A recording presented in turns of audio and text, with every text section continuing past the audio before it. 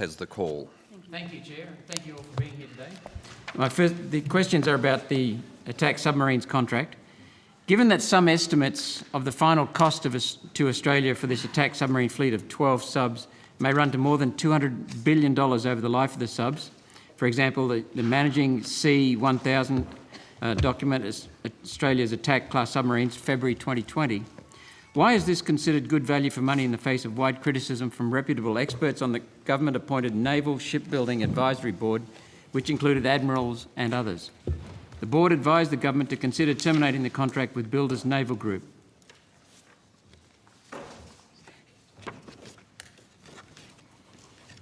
Greg Samet, General Manager Submarines. Senator, the board didn't recommend terminating the contract with Naval Group.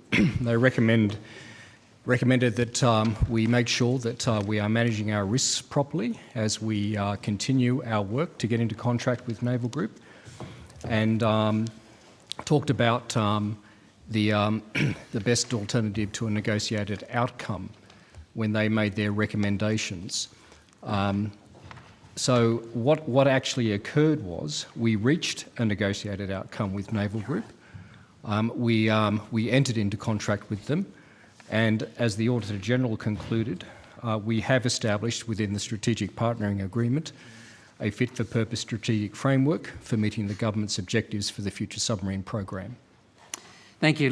You raised the word risks, and that report raised risks, that committee meeting.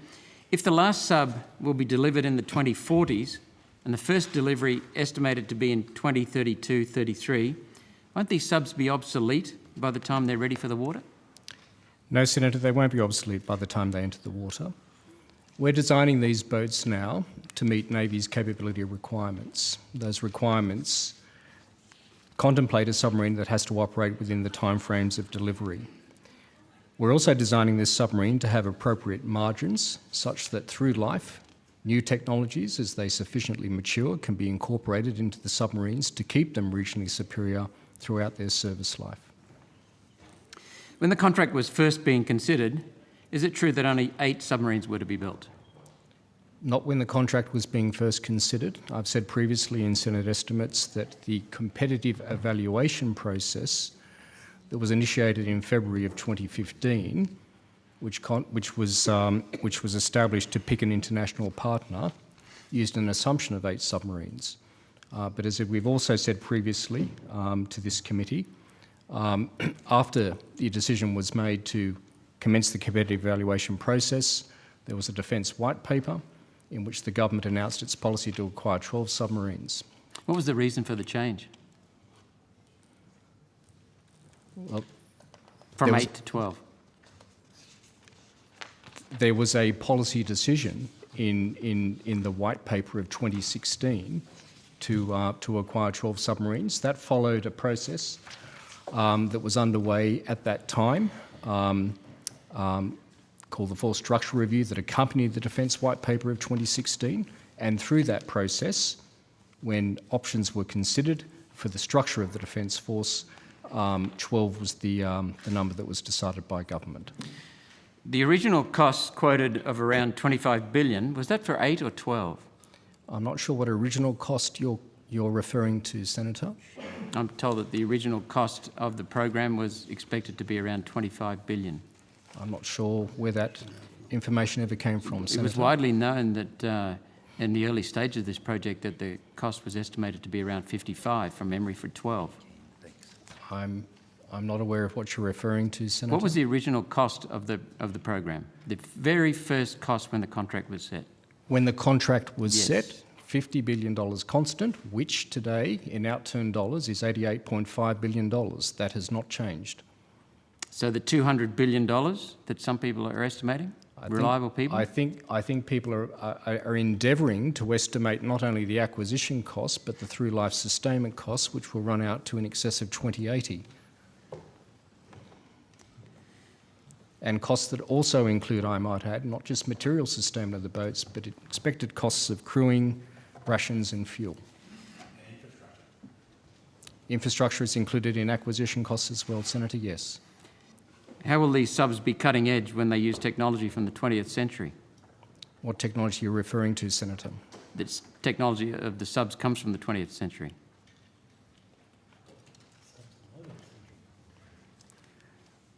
Well, Senator, I'll assume you're referring to the battery technology that we're using in I am, submarines. because the next question is, will these subs be using lead acid or lithium composite battery bank? That's one of the things, but the technology generally comes from the last century.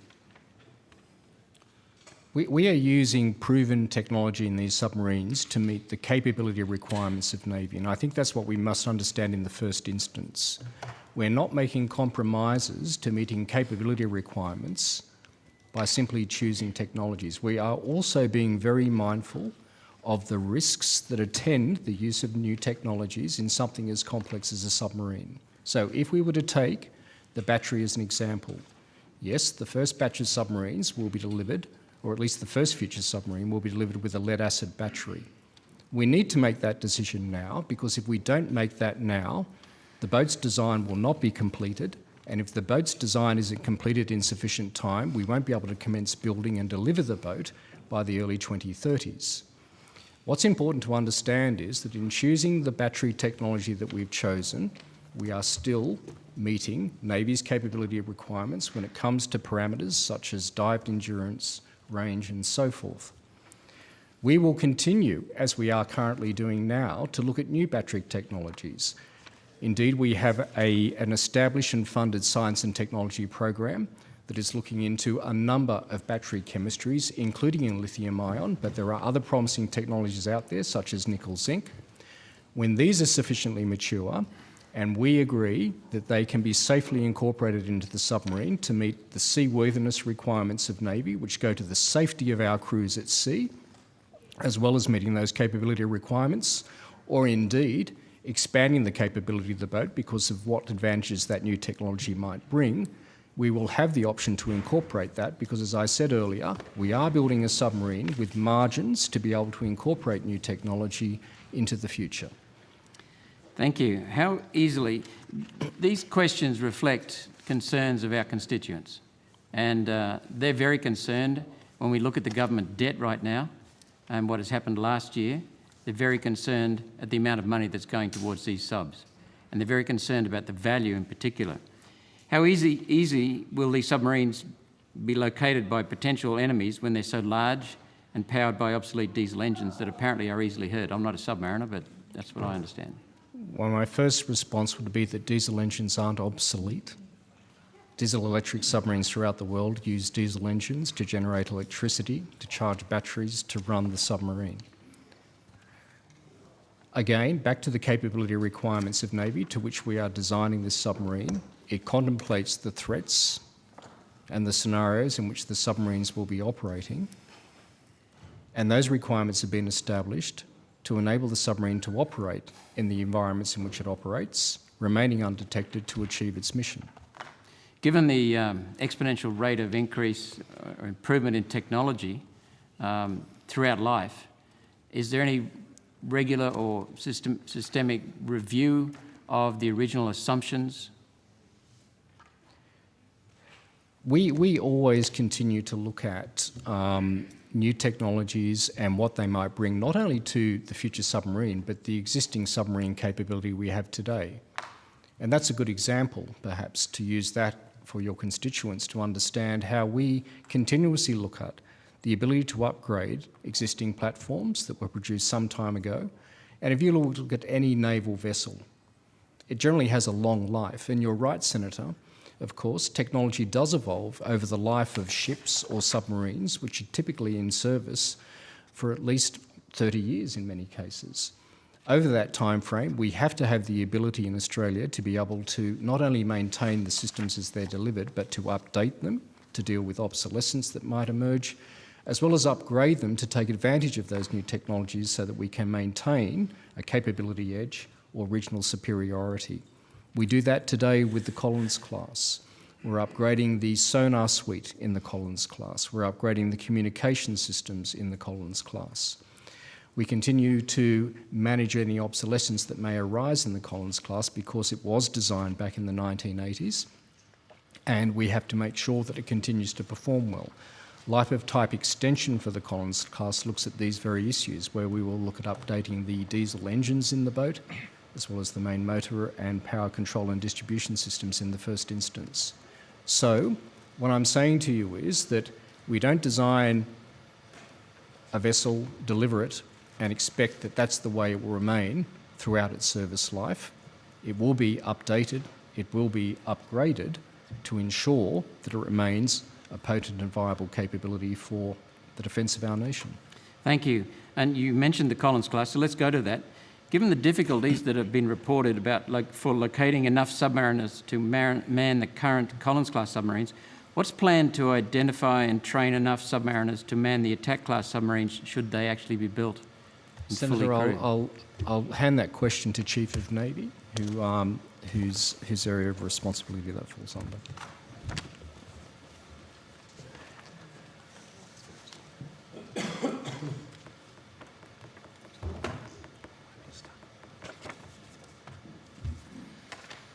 Good afternoon, Senator. Vice Admiral Michael Noonan, Chief of Navy. With respect to the workforce for our submarine force, we have a growth plan which will allow us to achieve the required manpower to man 12 submarines as the attack class come into service. Can you tell us any particulars about that would give us confidence without divulging anything secret? The submarine force has been enjoying record growth over the last 5 years. I currently have over 800 submariners in the trained force, which is an increase of almost 50% of where we were 10 years ago.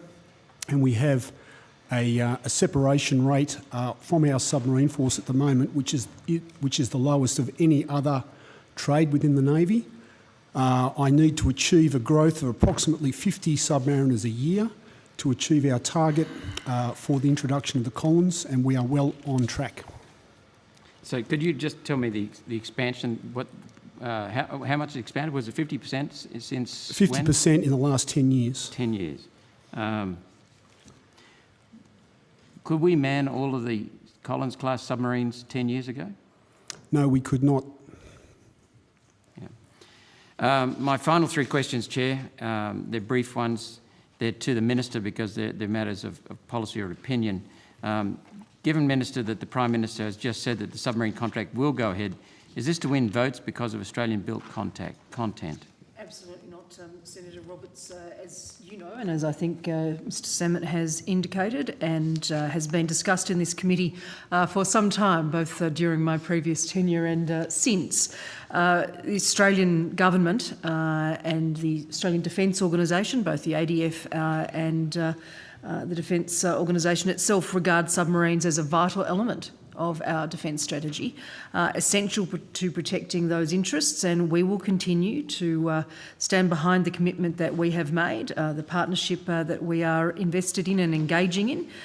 We have, as you have noted in passing, a very strong policy approach about maximising the Australian industry content, about building submarines here in Australia with Australian steel, with Australian workers.